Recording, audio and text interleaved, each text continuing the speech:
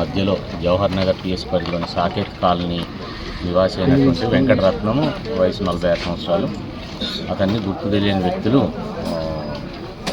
6 ఆటోలు 4 స్కూటీ మీద 2 వచ్చేసి అతను వాళ్ళ కూతుర్ని స్కూల్లో డ్రాప్ చేసి ఇంటికి రిటర్న్ అవుతున్న క్రమంలో అతని మీద దాడి చేసి హత్య చేయడం జరిగింది.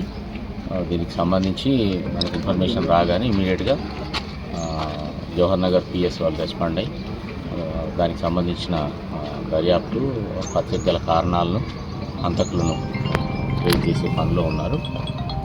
యాజ్ ఆఫ్ నౌ పాత కక్షలు దీనికి కారణమని తెలుస్తున్నది. చాలా ఇనిషియల్ స్టేజ్లో ఉంది కాబట్టి ఇంతకు మించి ఇన్ఫర్మేషన్ ఏం లేదు. నేను ఫర్దర్గా అప్డేట్ చేస్తాను. అన్నీ చెక్ చేస్తాం. దాంట్లో ఆయుధాలు ఏమి వాడారు ఏమనేది కూడా మాకు బుల్లెట్ కూడా అక్కడ పడుంది, అన్నీ కూడా చెప్తాం. కేసులు అయితే మన జవహర్ నగర్ పిఎస్ పరిధిలో లేవు, దూల్పేటలో ఉన్నాయని ఇప్పుడు ఇన్ఫర్మేషన్ వస్తుంది. అది మేము వెరిఫై చేస్తాం. మీ ఐడియా ప్రకారం కత్తులతో దాడి చేసి నరికిరనేది నిజమే? ఇనిషియల్గా మాత్రం కత్తులతో నరికిన గాయాలు స్పష్టంగా ఉన్నాయి.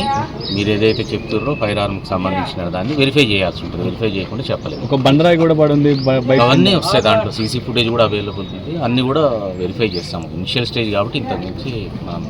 Thank you sir.